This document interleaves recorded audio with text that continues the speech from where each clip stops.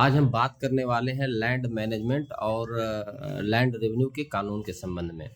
आज हम इसके इतिहास पर चर्चा करेंगे और ढेर सारी इंफॉर्मेटिव जानकारी शेयर करेंगे।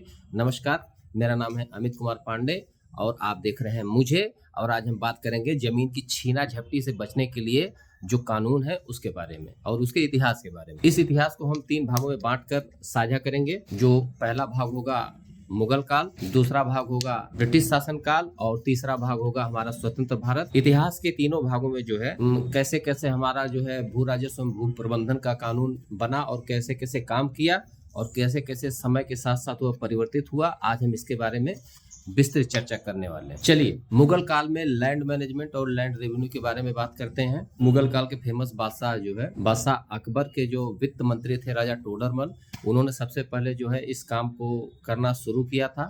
उन्होंने जमीनों को संरक्षित कराया, जमीनों की नाप जोख करवाई, डॉक्यूमेंटेशन करवाया, मानचित्र बनवाया, जो है दसाला प्रणाली को लागू किया। किसी जमीन के 10 साल की औसत पैदावार के आधार पर जो है उस पर कर निर्धारित किया जाता था और उसे बाकायदे जो है डॉक्यूमेंटेशन किया जाता था।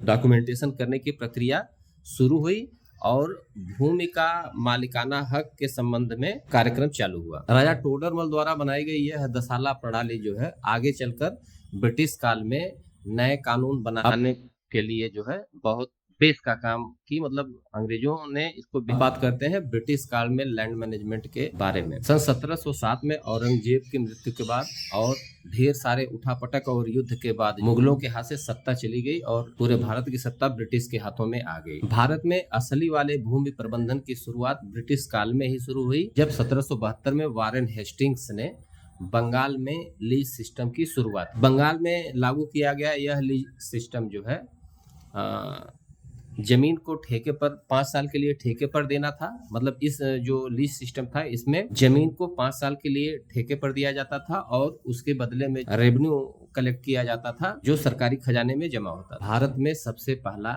लैंड सर्वे और उसका डॉक्यूमेंटेशन सन 1767 में ईस्ट इंडिया कंपनी द्वारा शुरू किया गया था और तभी भारतीय सर्वेक्षण विभाग की स्थापना हुई। यह संस्था भारत की राष्ट्रीय मानचित्रण संस्था बन गई जो आज तक काम करती हुई चली आ रही है। सन 1776 से 1796 लगभग 30 सालों तक जो है ब्रिटिश शासन काल में जो है पहाड़ों, नदियों, जंगलों का और मैदानों का बृहद सर्वेक्षण किया गया और उनका डॉक्यूमेंटेशन किया गया। 1820 में मद्रास के गवर्नर टॉमस मुनरो ने रैयतवाड़ी प्रथा की शुरुआत की, जिसमें जमीनों पर किसानों को मालिकाना हक मिलना शुरू हुआ। 1824 से 1846 तक ईस्ट इंडिया कंपनी द्वारा फिर से सर्वेक्षण कराया गया, जिससे अभिलेखों में जो है जमीनों का अंकन और भी बेहतर हुआ। आगे चलकर भूमि अभिलेखों को और प्रभावी बनाने के लिए सन 1901 में भू राजस्व अधिनियम को भारत सरकार ने पूरे भारतवर्ष में लागू किया। इसके बाद कई राज्यों ने अपने राज्य का भू राजस्व अधिनियम लागू किया। आगे चलकर सन 1908 में पंजीकरण अधिनियम 1908 पूरे भारत में लागू किया गया, जिसमें भूमि के दस्तावेजों का पंजीकरण इसके माध्यम से किया जाता था और उसे कानूनी मान्यता दी जाती थी। यह कहा जा सकता है कि आधुनिक भू राजस्व एवं भूमि व्यवस्था की बुनियाद वास्तव में ब्रिटिश शासन काल में ही रखी गई थी, जो आगे चलकर स्वतंत्र भारत में भी बहुत काम आई। अब बारी है स्वतंत्र भारत में लैंड मैनेजमेंट कानूनों का लागू किया जाना और आज तक का इतिहास। साथियों, आप जानते हैं कि 15 अगस्त 1947 को अपना देश आज़ाद हुआ और आज़ादी के जस्ट बाद कोई कानून नहीं बना था। वही भू राजस्व अधिनियम 1901 के सहारे हमारी भूमि प्रबंधन की व्यवस्था चल रही थी। सन 1950 में जो है सरकार ने जमींदारी उन्मूलन किया और जमींदारी विनाश एवं भूमि व्यवस्था अधिनियम 1950 लागू हुआ। अधिनियम को लागू करने का मुख्य उद्देश्य था लगान वसूलना, भूमि अभिलेख व्यवस्थित रखना, राजस्व विवादों को हल करना। यही कानून उस समय राजस्व प्रणाली की ऋण था।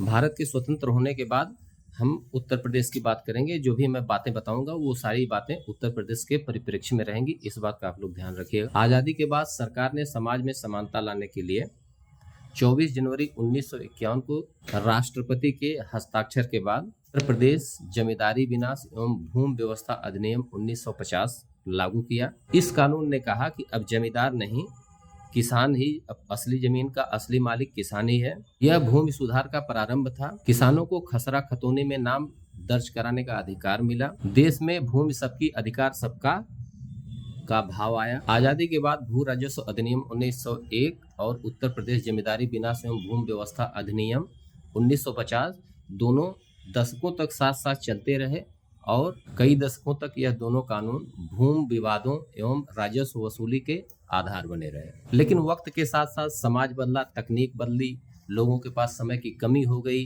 लोगों को ये लगने लगा कि जो अभी जो पुराने वाले कानून थे उसमें जो है समय बहुत अधिक लगता था, उसकी प्रक्रियाएं काफ़ी जटिल थी।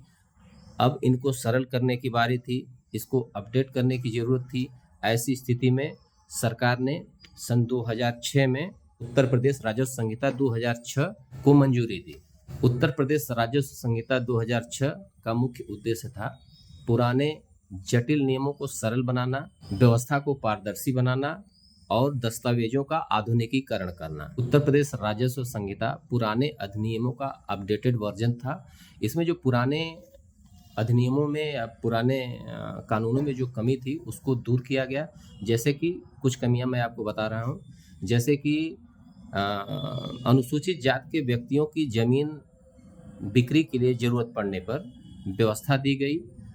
अब यह आवश्यक है कि खतौनी में सभी खातेदारों का अंश निर्धारण हो, सब खातेदारों का अंश लिखा जाएगा।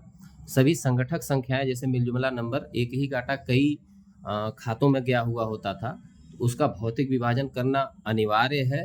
ऐसी कई सारी जो है छोटी छोटी बातों को अपडेट किया गया जिससे जनता को सीधे लाभ मिलेगा और इन प्रक्रियाओं को सरल भी बना दिया, इनका सरलीकरण किया गया ताकि आम जनमानस को विशेष कठिनाई का सामना न करना पड़े। इस संहिता के लागू होने से किसानों को उनके भू अभिलेखों की जानकारी मिली और उनको सुरक्षा मिली। उत्तर प्रदेश राजस्व संहिता 2006 हालांकि 2006 में जारी की गई थी, लेकिन यह 11 फरवरी 2016 को पूर्ण रूप से लागू हुई।